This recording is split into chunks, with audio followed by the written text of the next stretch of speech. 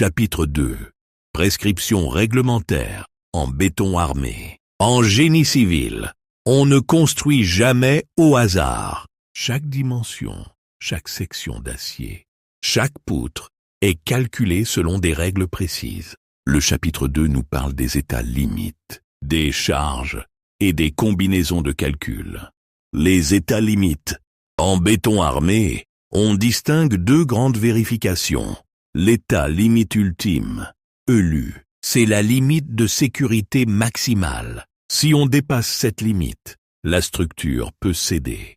Cela peut être la rupture du béton en compression, la rupture de l'acier en traction, le flambement d'un poteau, ou même le renversement d'une structure.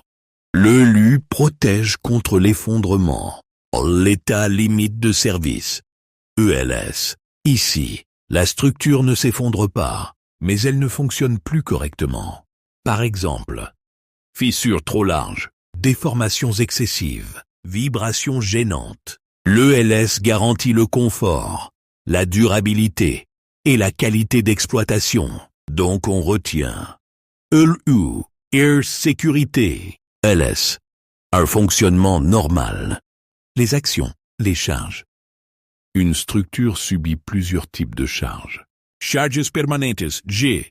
Poids propre des poutres, dalles, poteaux. Charges variables, Q. Personnes, meubles, véhicules, stockage. Charges accidentelles, vent, séisme, choc.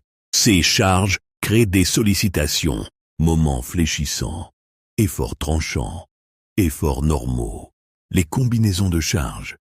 Pour dimensionner correctement, on combine les charges à l'ELU. On majore les charges pour rester du côté de la sécurité.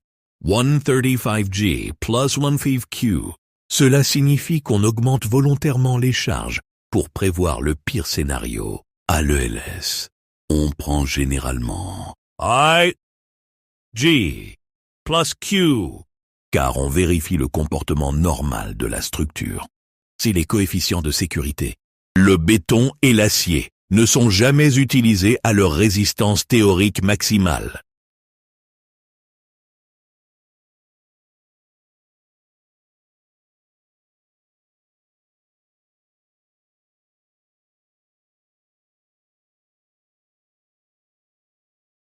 L'exécution peut avoir des imperfections. Le calcul en béton armé est donc basé sur une approche sécurisée et réglementée.